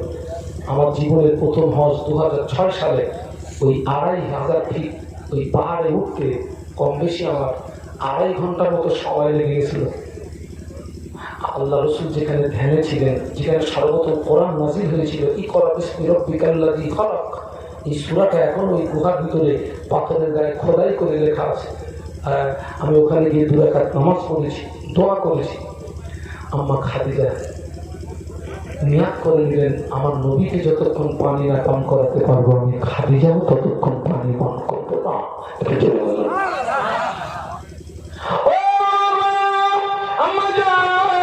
হযরত খাদিজাতুল কুবরা রাদিয়াল্লাহু তাআলা আনহা গভীর রাত, নিশুতি রাত, গভীর রাত, নিশুতি রাত, আম্মা জান খাদিজাতুল কুবরা রাদিয়াল্লাহু তাআলা আনহা কিছু পানি নিলেন, খুরমা নিলেন, খাদ্য নিলেন, একটা পোটলা মতো তৈরি করে আম্মা জান ঘরের দরওয়াজা খুলে চেয়ে দেখে সবাই আরামের ঘুমোর বিছানায় চলে গিয়েছে, সবাই আরামের বিছানায় চলে গিয়েছে। গভীর রাত, নিশুতি রাত, আম্মা জান খাদিজাতুল কুবরা রাদিয়াল্লাহু আনহা হেঁটে হেঁটে হেঁটে হেঁটে 3.5 কিলোমিটার রাস্তা অতিক্রম করে পাহাড়ের কিনারায় পৌঁছে গিয়েছে।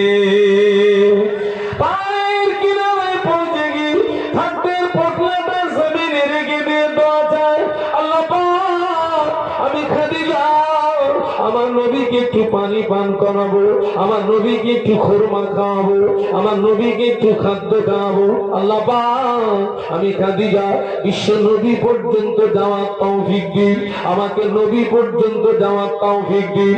আম্মা জান মোনাজাত শেষ করে এক হাতে কানে পোটলা টানি, অপর হাতে পাড়ে পাথরগুলো ধরে টেনে টেনে টেনে টেনে 2500 ফিট পাড়ে চূড়া গিয়ে দেখে আল্লাহ নবী সিজদায় পড়ে কাঁদছেন, রব্বি উম্মতি উম্মতি উম্মতি ইয়া উম্মতি, রব্বি উম্মতি উম্মতি উম্মতি ইয়া উম্মতি। ছেলেরা একটু বলুন আল্লাহু আকবার, জবান খুলে বলুন আল্লাহু আকবার। নবী কাদের জন্য কাঁদতেছে? আমাদের চিপটি মেরে দাঁড়িয়ে রইলেন, কোনো কথা বলে না। আল্লাহ রাসূল সিজদা করে কাঁদছে, রব্বি উম্মতি উম্মতি উম্মতি ইয়া উম্মতি। আল্লাহ নবী কিছু সময় পরে সিজদা থেকে মাথা তুললেন, অমনি আম্মা জান সালাম দিলেন। ও আমার বাপ! আল্লাহ নবী সালামের শব্দটা শুনে আল্লাহ নবী ভীত সন্ত্রস্ত হয়ে গেলেন। কে আমাকে সালাম দিল? আমি রাসূলুল্লাহ, আমি যে পাহাড়ের গুহার খবরটা তো কেউ রাখে না। আল্লাহ নবী সিজদা থেকে মাথা তুলে পিছনের দিকে তাকিয়ে দেখে বিবি খাদিজা দাঁড়িয়ে রয়েছে। জোরে বলতে পারলেন না? জোরে বলতে পারলেন না? আল্লাহ নবী বললেন, ও বিবি খাদিজা, তুমি আসলে কি করে খাদিজা? কোন বেঈমান, কোন বেদিন, কোন কুফারে কোন আইস তোমাকে দেখতে পারিনি তো। কোন বেঈমান, কোন বেদিন, কোন কুফারে কোন আইস তোমাকে দেখতে পাইনি তো।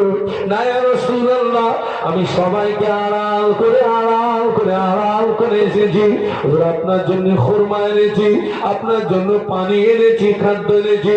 হুজুর আপনি খুরমাটা খান, হুজুর আপনি পানিটা পান করুন। আল্লাহ নবী খুরমা খেলেন, পানি পান করলেন। আম্মা জান বললেন, আপনি কি আমি খাদিজার উপরে খুশি? হুজুর আপনি কি আমি খাদিজার উপরে রাজি? আল্লাহ নবী বললেন, ও বিবি খাদিজা, আমি শুধু তোমার উপরে খুশি নই, আমি শুধু তোমার উপরে রাজি নই। ও বিবি খাদিজা, স্বয়ং আল্লাহ পাক তোমার উপরে খুশি হয়ে এই মুহূর্তে ফেরেশতা জিবরাইল মারফত আল্লাহ তোমাকে সালাম জানিয়েছে। শুধু আমি খুশি না, কে খুশি? আল্লাহ এই মুহূর্তে জিবরাইল মারফত তোমাকে সালাম জানিয়েছে।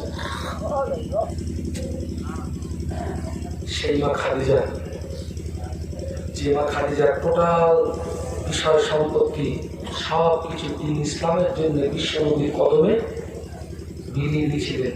আমার খাদিজা দাবি রাখলেন দুটো, একটা পৃথিবীর কোনো কাপড় দিয়ে আমার যেন কাপড়টা করাবেন না, আর আমাকে কবরস্থ করে দিয়ে সবাই যখন তিনটো করে মাটি দিয়ে চলে আসবে, আপনি যেন আমার কবরটা ছেড়ে দিয়ে চলে আসবেন, আমার কবরের পাশে দাঁড়িয়ে আমার কবরের দিকে একটু চেয়ে চেয়ে চেয়ে চেয়ে দেখবেন। এই দাবি রাখার 2.5 মাস পরে আম্মা খাদিজার ইন্তেকাল হলো। কতদিন পরে? বলুন, ইন্না লিল্লাহি ওয়া ইন্না ইলাইহি রাজিউন। আল্লাহ নবী আম্মা জানের দাবি অনুযায়ী মাথার পাগড়ি মোবারক দ্বারা আম্মা জানের কাপড়ে কাপড়টা করিয়ে দিলেন। আল্লাহ নবী মাথার পাগড়ি মোবারক দ্বারা আম্মা জানের কাপড়ে কাপড়টা করে দিয়েছিলেন। আম্মা জানের লাশটাকে নিয়ে মক্কা শরীফের কবরস্থান জান্নাতুল মুআল্লাতে দাফন করে নবী পাকের সাহাবীরা 3 মুঠো করে মাটি দিয়ে মিনহা খলাকনাকুম ওয়া ফিহা নুঈদুকুম ওয়া মিনহা নুখরিজুকুম তারাতান উখরা, সবাই 3 মুঠো করে মাটি দিয়ে চলে আসেন। নবী পাকের সাহাবীরা কিছুটা দূরে চলে এসে দেখে আল্লাহ নবী আম্মা জানের কবরের পাশে দাঁড়িয়ে রয়েছে। সাহাবীরা বললেন, আমরাও দাঁড়িয়ে গেলাম। আল্লাহ নবী সাহাবীরা বর্ণনা করে, নবী আমার আম্মা জানের কবরের পাশে দাঁড়াতে দাঁড়াতে আল্লাহ নবী আম্মা জানের কবর কবরের উপরে শুয়ে পড়লেন। আল্লাহ নবী আম্মা জানের কবরের উপরে শুয়ে পড়ে সিনা মোবারক দ্বারা আম্মা জানের কবরের মাটির উপরে চাপ দিতে লাগলেন।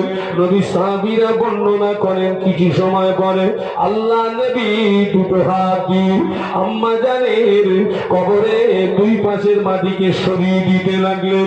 আম্মা জান আল্লাহ নবী সাহাবীরা বর্ণনা করেন বিশ্ব নবী আম্মা জানের কবরের দুই পাশের মাটি দুই হাত দিয়ে সরিয়ে দিতে লাগলেন।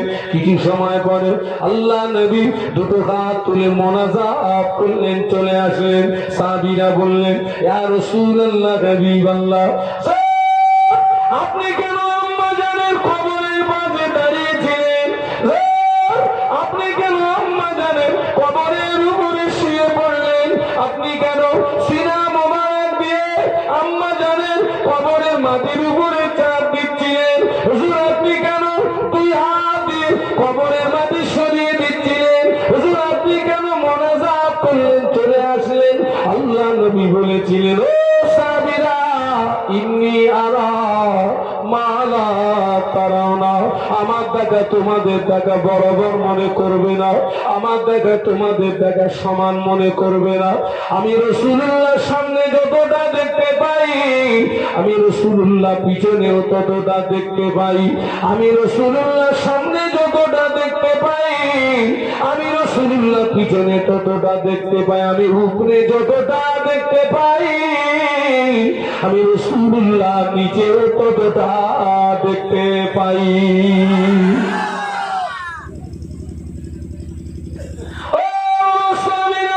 আমি তোমাদের আম্মা জানের কবরের পাশে দাঁড়িয়েছিলাম, আমি দেখতে পেলাম খাদিজার কবরটা ছোট হয়ে আসছে, খাদিজার কবরটা সংকীর্ণ হয়ে আসছে। আমি রাসূলুল্লাহ দেখতে পারলাম না। আমি খাদিজার কবরের উপরে শুয়ে পড়ে সিনা মোবারক দিয়ে কবরের মাটিকে চাপ দিতে লাগলাম। খাদিজার কবর কথা শুনে নাও, আমি রাসূলুল্লাহ আমার দুটো হাত দিয়ে কবরের দুই পাশে মাটি সরিয়ে দিতে লাগলাম। খাদিজার কবর কথা শুনে নাও, আমি রাসূলুল্লাহ আল্লাহ পাকের দরবারে হাত তুলে দোয়া করতে লাগলাম। ওই মোনাজাতের ভিতরে আল্লাহর পক্ষ থেকে একটু আওয়াজ আসে, আয় খাদিজার কবর, আমার হাবিবের মনে ব্যথা দিও না। আয় খাদিজার কবর, আমার হাবিবের মনে ব্যথা দিও না। আমি আল্লাহ পাক আমার হাবিবের চোখের পানি সহ্য করতে পারি না। ও আমার সাহাবীরা, এই আওয়াজ আমার কানে আসার সঙ্গে সঙ্গে আমি রাসূলুল্লাহ দেখতে পেলাম খাদিজার কবরটা চওড়া হয়ে গেল। আর একটু জোরে বলুন সুবহানাল্লাহ, নারায়ে তাকবীর।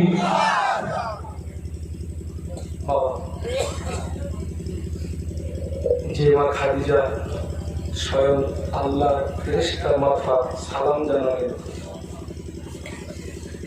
নারীদের ভিতরে ইসলামের সর্বপ্রথম দান যার, যিনি আল্লাহ রাসূলের